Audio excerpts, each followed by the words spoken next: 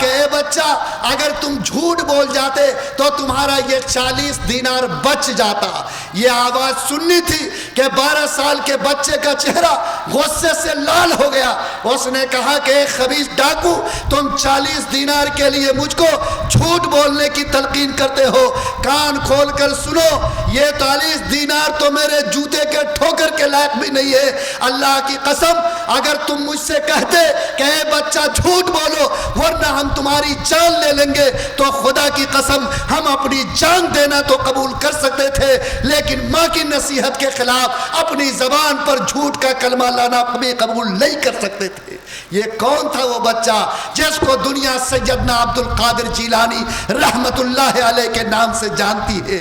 آج وہ 12 سال کے بچے کی سچائی نے پورے ڈاکوں کی جماعت کو کپ کپی طاری کر دی، اور وہ سب اس معصوم بچے کے ہاتھ پر توبہ کر کے اپنے کو اسلام کے زمرے میں داخل کیا۔ ایک معصوم بچے کی سچائی اگر ڈاکوؤں کے دل کو دہلا سکتی ہے، تو اگر اتنی بڑی تعداد میں بسنے والی یہ قوم جس کی پیشانی پر کلمہ لکھا ہوا اگر وہ سچائی کی دعوے دار بن جائے، جھوٹ سے توبہ کر لے اور یہ ارادہ کر لے کہ میں بحیثیت مومن کبھی بھی جھوٹ کا کلمہ زبان پر نہیں لاؤں گا، تو بولو اللہ کی زمین پر انقلاب برپا ہوگا کہ نہیں ہوگا؟ لوگوں یاد کرو، ایمان والا جھوٹ نہیں بولتا، چاہے نوجوان ہو، چاہے بوڑھے ہو، چاہے ہماری ماں اور بہنیں ہو۔ جھوٹ کبیرہ گناہ ہے، اس گناہ کے داغ سے تمہاری زندگی بدبودار ہوتی، تمہارا رشتہ اللہ سے کٹتا ہے۔ اگر سینے میں ایمان ہے، آج یہ گناہ جو کبیرہ گناہ کہلاتا، طے کر لو یہ پورا مجمع کہ جب تک اللہ نے زندگی باقی رکھی انشاءاللہ مرنا تو قبول کر سکتے، لیکن جھوٹ کا کلمہ زبان پر لانا قبول نہیں کر سکتے ہیں۔ بولو انشاءاللہ کرو گے کہ نہیں کرو گے؟ اللہ کے پیغمبر صلی اللہ علیہ وسلم مدینے کی مسجد سے نکلے تو ایک صحابی گیہوں بیچ رہے تھے۔ اللہ کے رسول صلی اللہ علیہ وسلم نے اس کے گیہوں کے ڈھیر میں ہاتھ مارا تو نیچے سے ہلکا گیلا نکلا۔ اللہ کے رسول کا چہرہ غصے سے لال ہو گیا۔ صحابی نے کہا کہ اللہ کے پیغمبر، میں نے اس میں پانی نہیں ملایا۔ کہا کہ اس کے اندر نیچے گیلا پن کیسے آیا؟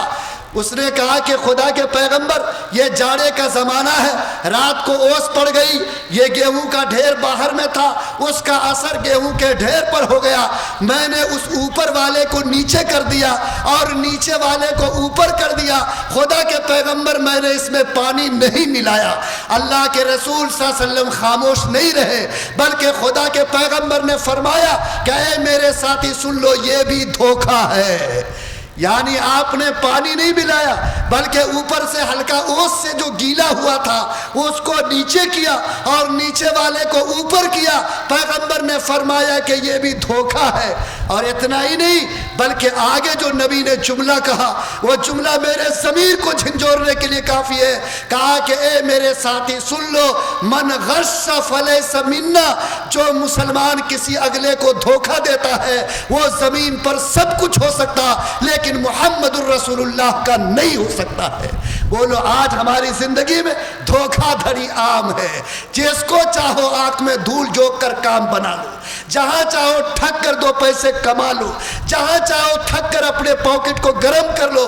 کیا یہ ایمان والا جس کے سینے میں ایمان، جس کے پیشانی پر کلمے کا نشان، جس کے گھر میں قرآن جیسی کتاب، جس کے پیشانی پر سجدے کا داغ، کیا آج وہ ایمان والا اپنے ایمان کو 10 روپے اور 1000 روپے میں فروخت کرے اور کسی کو ٹھگ کر، کسی کو دھوکہ دے کر اور کسی کے آنکھ میں دھول جھونک کر اگر وہ اپنا کام بناتا ہے تو یاد رکھو کسی قیمت پر اس کا ایمان اللہ کے نزدیک معتبر نہیں ہے۔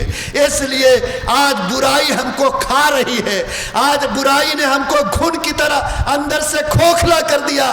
آج اگر نیکی کو چاہتے ہو کہ اللہ عصمت دے تو یاد رکھو سب سے پہلے برائیوں سے اپنی زندگی کو پاک کرنے کا فیصلہ کرو۔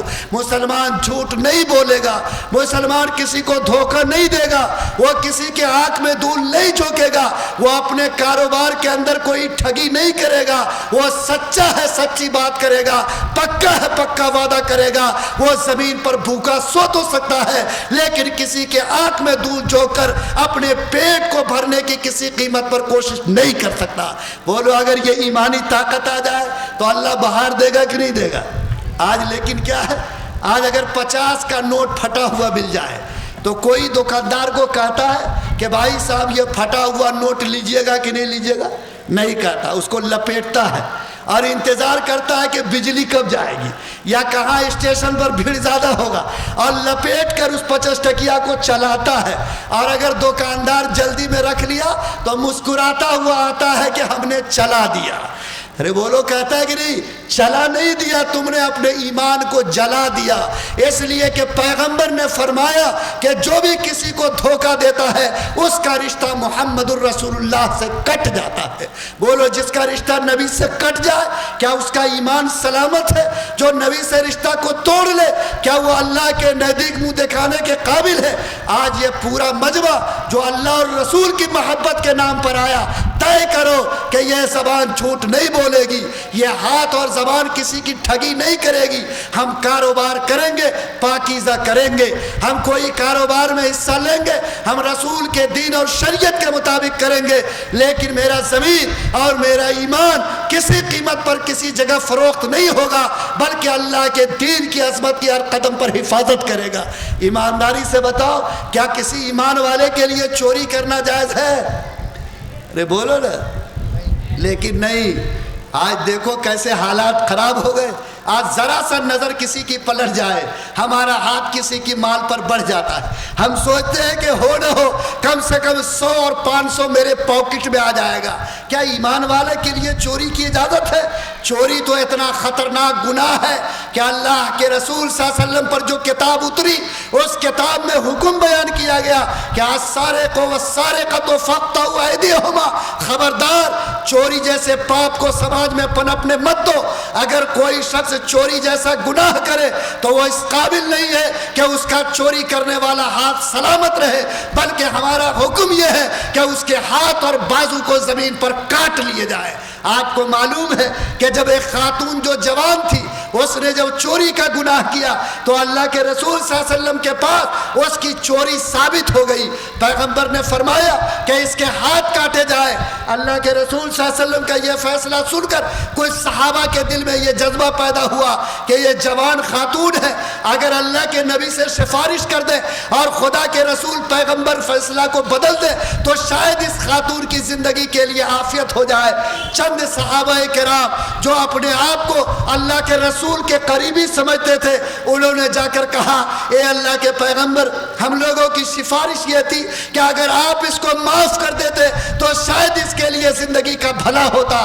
یہ آواز کان میں پڑ رہی تھی کہ اللہ کے رسول کا چہرہ غصے سے لال ہو گیا۔ آپ نے کہا کہ ایک چوری جیسے گناہ کے بارے میں تم مجھ سے سفارش کرنے آئے ہو؟ اے میرے ساتھیوں سن لو، یہ تو دوسرے کی بیٹی ہے۔ لو ان فاطمہ بنت محمد سرقت لقطعت یدہا، اگر میری بیٹی فاطمہ بھی چوری کرتی تو چوری ایسا گناہ ہے کہ میں اس کا بھی ہاتھ کاٹتا، اور اس کا ہاتھ کاٹنے سے بھی زمین پر میں باز نہیں آ سکتا تھا۔ لوگوں، جو گناہ اتنا بڑا جرم ہو، کیا یہ سماج جو مسلم سماج کہلاتا، ایمان والوں کا سماج کہلاتا، کلمے والوں کا سماج اور معاشرہ کہلاتا، کیا اس سماج میں یہ چوری کا گناہ پنپے؟ کیا ہمارا ہاتھ ایسے گناہ کی طرف بڑھے؟ کیا ہمارا نام داروغہ اور چوروں کے لسٹ میں لکھا جائے اور ہم کبھی کسی قیمت پر اس طرح سے پکارے جائے؟ بولو، یہ میرے ضمیر کے خلاف آواز ہے یا نہیں ہے؟ جس وقت ہندوستان میں اورنگزیب عالمگیر کی حکومت تھی تو ملا جیون رحمت اللہ علیہ ان کے استاد ہونے کی حیثیت سے انہوں نے خزانے کا مالک بھی ان کو بنا دیا تھا۔ لکھا ہے کتابوں میں کہ ملا جیون رحمت اللہ علیہ کے پاس ایک آدمی اپلیکیشن لے کے آیا، اور یہ اپلیکیشن لے کے آیا کہ حضور فلاں جگہ ندی میں ہم کو بالو کا پل بنانا ہے، اس لیے 10,000 روپیہ آپ ہم کو دیجئے۔ ملا جیون رحمت اللہ علیہ نے درخواست کو لے لیا اور اس کو پڑھا اور 10,000 روپیہ اس بندے کو دے دیا۔ جب وہ چلا گیا تو ملا جیون کا ایک دوست بغل میں بیٹھا تھا، انہوں نے کہا کہ حضور لوگ ٹھیک ہی کہتے ہیں کہ عالم علماء سیدھے ہوتے ہیں۔ کہا کہ کیا ہوا؟ کہا کہ آپ کو جو اپلیکیشن ملا آپ نے اس کو پڑھا؟ کہا کہ میں نے اس کو پڑھا۔ کہا کیا لکھا ہے؟ کہا کہ ندی میں بالو کا پل بنانا ہے۔ تو کہا کہ آپ بتائیے کہ ندی میں بالو کا پل بنے گا، رہے گا؟ آپ نے کیسے اس کو 10,000 روپیہ دیا؟ ملا جیون جو بڑے عالم تھے، بڑے منطقی اور فلسفی काफ़ी थे, अल्लाह ने बड़ा इल्मी मकाम अता किया था। उन्होंने जो जवाब दिया वो जवाब मेरे दिल को झंझोरने के लिए काफ़ी है। कहा कि ए मेरे भाई, तुमने सिर्फ उसकी दरख्वास्त को पढ़ा, लेकिन मैंने उसके नाम को भी पढ़ा था। उसने एप्लीकेशन के आखिर में अपना नाम लिखा, मोहम्मद सलीम लिखा है। ऐ मेरे भाई, मुझे इस बात का यकीन है कि गंगा में या नदी में बालू का पुल नहीं बन सकता, लेकिन इस बात का यकीन नहीं है कि एक मुसलमान मोहम्मद के नाम को अपने नाम के साथ मिलाकर झूठ बोल सकता है। इस बात का कभी मैं यकीन करने को तैयार नहीं हूँ। लोगों, ईमानदारी से बताओ कि आज हम में से हर एक के नाम मुहम्मदुर रसूलुल्लाह का नाम लगा हुआ है। कोई मोहम्मद कलीम है, कोई मोहम्मद सलीम है, कोई मोहम्मद इमरान है। आज अगर कोई दारोगा चोर की लिस्ट में आपका नाम लिखता है और आपके हाथ में हैंडकप लगा के थाना ले जाता और पूछता है कि बेटा तेरा नाम क्या है, और आपने कहा कि मेरा नाम मोहम्मद सलीम, तो ईमानदारी से बताओ कि सलीम से पहले हमने अपने पैगंबर के नाम पर चोरी का दाग लगाया कि नहीं लगाया? क्या मोहम्मद का नाम थाने में चोरों की लिस्ट में लिखा जाएगा? क्या मोहम्मदुर रसूलुल्लाह का नाम आज किसी ताड़ी और शराब पीने वाले के नाम के साथ लिखा जाएगा? क्या मोहम्मदुर रसूलुल्लाह का नाम किसी ज़नाकार और बदकार के नाम के साथ आज दुनिया के किसी लिस्ट में लिखा जाएगा? अगर ईमान सीने में जिंदा है तो बोलो मेरे बदन पर कपकपी तारी होनी चाहिए कि नहीं होनी चाहिए? ए लोगों, अपने लिए नहीं, जिस नबी के नाम की निस्बत को तुमने जोड़ा, रात की तन्हाई में सोचो कि अगर मैं गुनाह करता हूं और दुनिया मेरा हाथ पकड़ती है तो मेरा नाम तो बाद में बदनाम होगा, लेकिन मेरे पैगंबर के नाम पर बोलो मेरे नाम से पहले गुनाह का दाग लगेगा कि नहीं लगेगा? क्या नऊज़ बिल्लाह मुहम्मदुर रसूलुल्लाह के नाम पर हम चोरी का दाग लगाए, हम उस पर ज़नाकारी का धब्बा लगाए, हम उनके ऊपर शराब के दाग लगाए और अपने आप को ज़बान से मुसलमान कहे, तो बोलो खुदा की लानत इस ज़मीन पर बरसेगी कि नहीं बरसेगी? आज अपने ज़मीर को जगाओ, अपने ईमान को ताज़ा करो, अल्लाह के नाम पर इरादा करो कि रब्बे करीम, जिस नबी का दीन और जिस नबी के ज़रिए शरीयत मुझको मिली, मैं आज ये इरादा करता हूँ कि मैं उस दीन के ऊपर, मैं उस कुरान के ऊपर, मैं उस नबी के नाम के ऊपर कभी भी कोई दाग लगने नहीं दूंगा। मैं ज़मीन पर भूखा सो सकता हूँ, तड़प कर अपनी जान दे सकता हूँ, मैं ज़मीन पर भीख मांग कर गुजारा कर सकता, लेकिन मैं